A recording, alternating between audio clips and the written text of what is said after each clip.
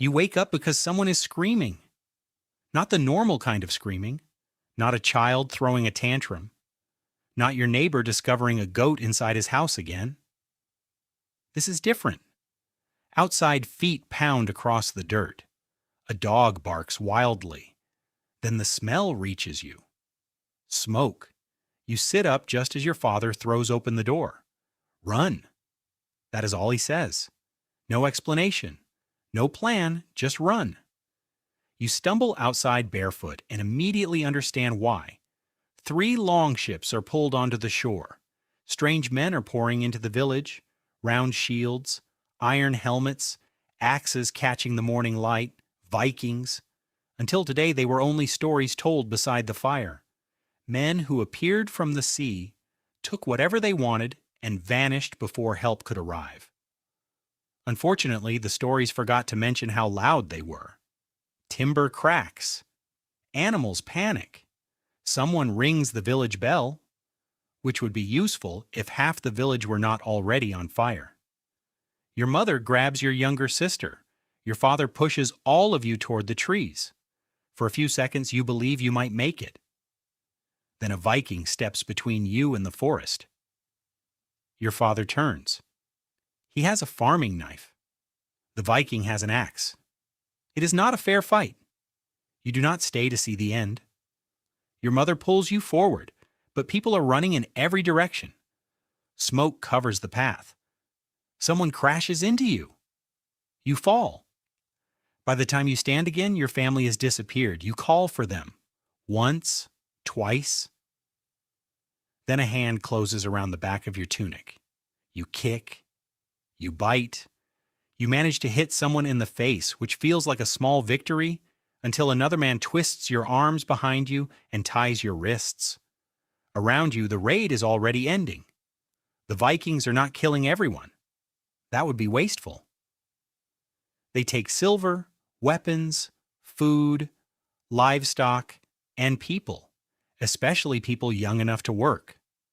Congratulations! For the first time in your life, being healthy has become extremely bad news.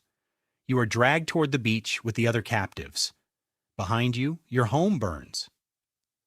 You search the crowd for your parents, your sister, anyone familiar. But all you see are strangers with the same terrified expression. A Viking shoves you into the bottom of a longship.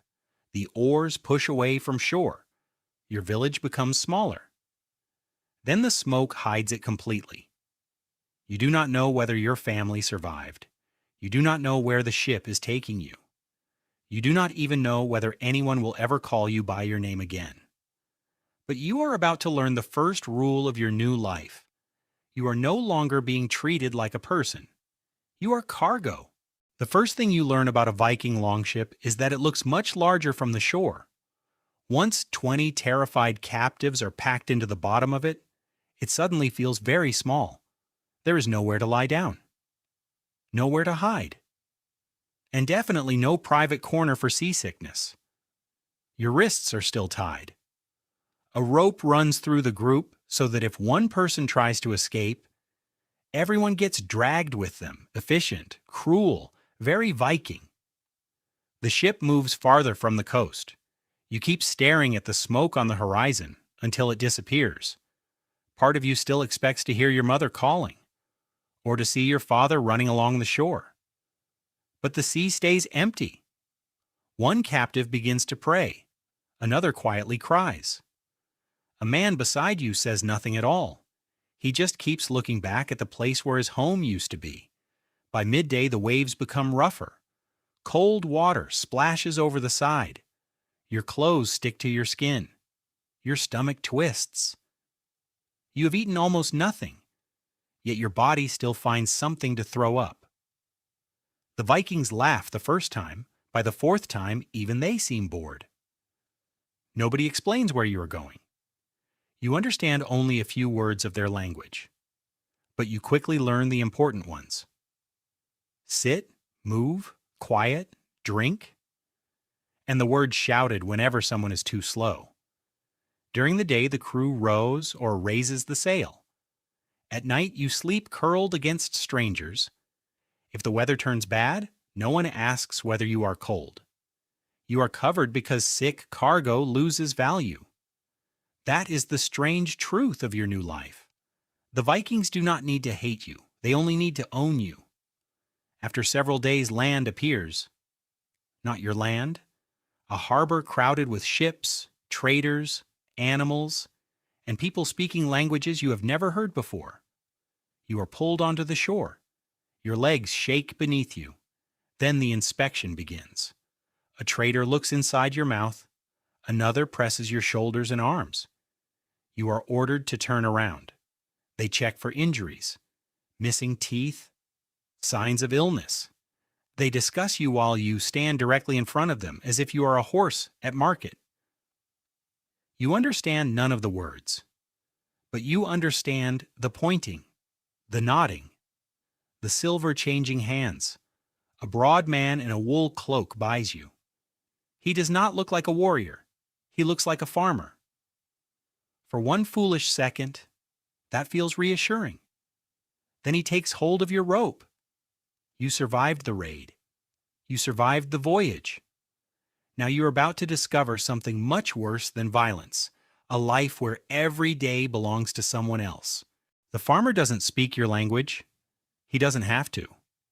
A shove in the back means walk. A finger pointing toward the barn means work. And if you don't understand quickly enough, there's always another language. The stick. His farm sits several miles inland, not a grand Viking hall filled with warriors, just a few wooden buildings, a stable, a sheep pen, fields stretching farther than you can see. This isn't where legends are made, it's where legends get fed. The first surprise comes that evening. No chains, no dungeon, no iron cage. Instead, you sleep on a pile of straw inside a small building beside two other thralls. One is an old man with gray hair. The other is a girl about your age. Neither of them asks your name. The old man simply says, "Don't bother remembering anyone." People disappear. Sometimes they're sold, sometimes they die. Sometimes they simply never come back from a trading voyage. After a while, you stop asking where they went. The next morning begins before the sun. There is no bell, no clock. You wake because everyone else is already moving. First the sheep, then the chickens. Carry water from the stream, split firewood. Repair a broken fence. By midday, your shoulders feel like they're on fire. You've never worked this hard before. Back home, your family shared the work. Here, your body is the work. You quickly notice something strange. The farmer rarely watches you. At first, you think he's beginning to trust you. Then you realize the truth. There is nowhere to run. You don't know the language. You don't know the roads. You don't even know which direction leads back to your home. Even if your legs were free, your world isn't. One afternoon, exhaustion gets the better of you. A wooden bucket slips from your hands and crashes onto the frozen ground. The handle snaps clean in half. Your heart stops. The farmer slowly walks toward you. He picks up the broken bucket, looks at it, looks at you, then quietly hands you an axe. For one terrifying second, you think he's telling you to dig your own grave. Instead, he points toward a pile of timber. You spend the rest of the afternoon making a new bucket. Lesson learned: everything on this farm has value. Even mistakes have to be repaired. That night, the old thrall gives you the first piece of advice that's actually meant to help. If you want to survive, become useful. Useful people eat. Useful people stay alive. And sometimes, they even get tomorrow. At first, you count every sunrise. One day closer to home. One day closer to escape. One day closer to something. After a few months, you stop counting, not because you've given up, because every day looks exactly the same. Feed the animals. Repair the fence. Carry water. Harvest barley, stack firewood, sleep, repeat, repeat again. Then winter arrives. If you imagined Viking winters as peaceful landscapes covered in beautiful snow, you've clearly never tried carrying frozen buckets before breakfast. The cold doesn't care whether you're free or a thrall. It hurts everyone equally. Oddly enough, winter teaches you your next lesson. Your owner needs you alive, not because he likes you. Because replacing a healthy worker is expensive. If you get sick, you receive soup. If you're injured, you're given time to recover. Not out of kindness, out of investment. It's a strange feeling. To realize your life has value only because someone calculated it. As the seasons pass, you become stronger. You learn how to mend fences before they collapse, how to calm frightened sheep, how to split wood without wasting energy. Eventually, your owner trusts you with something unexpected, his livestock. One mistake could cost him a fortune. For the first time, he leaves you alone for an entire afternoon. That tiny moment feels almost like freedom. Almost. One evening, while repairing a cartwheel with the old thrall, you finally ask him the question you've carried for months. Have you ever tried to escape? The old man smiles. Not because it's funny, because everyone asks that question eventually. I did. Twice. What happened? The first time, I got caught. The second time, I realized I had nowhere left to go. The words stay with you long after he falls asleep. You suddenly understand something you never considered. Even if you somehow escaped tomorrow, now where would you go? Your village could already be gone. Your family might be dead or sold somewhere hundreds of miles away. For the first time since the raid, escaping no longer feels like a plan. It feels like a dream. And dreams don't keep people alive. Skills do. The next morning, instead of looking toward the distant horizon, you ask the farmer to teach you how to repair a plow. He looks surprised, then he nods. Without realizing it, you've just made the most important decision of your new life, not to stop hoping, but to stop surviving one day at a time and start becoming someone too valuable to lose. Years pass, not weeks, not months, years. Long enough that your hands become rougher than the wood you work with. Long enough that the younger children on the farm stop seeing you as the stranger who arrived on a rope. To them, you've simply always been there. The old thrall dies one winter, quietly, no grand funeral, no carved stone, just another pair of hands that history forgets. Before he dies, he leaves you with one final piece of advice. Never mistake being trusted for being free. At the time, you don't understand. A few weeks later, you do. Your owner falls ill. At first, everyone assumes he'll recover. He's survived harsh winters before. Raids, famine, broken bones. Surely this will pass too. It doesn't. One cold morning, the house is unusually silent. By sunset, he is dead. For a brief, dangerous moment, hope sneaks into your mind. Maybe this changes everything. Maybe you'll finally be released. Maybe years of loyal service actually meant something. Instead, his eldest son arrives. He walks through the farm with a list in his hand. The horses, the sheep, the tools, the grain. Then, the thralls.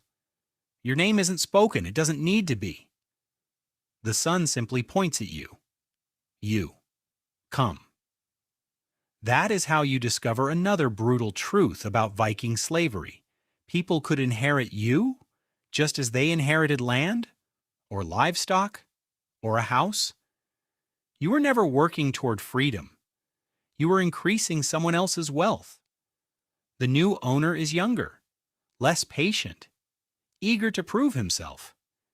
He doesn't care that you've repaired every fence on this farm, or delivered healthy lambs during difficult winters, or saved his father's harvest after a violent storm. To him, you're simply something that came with the property. For the first time in years, you think seriously about running. Not because your life suddenly became unbearable, because you realize something far more frightening. If you stay, this cycle could continue forever.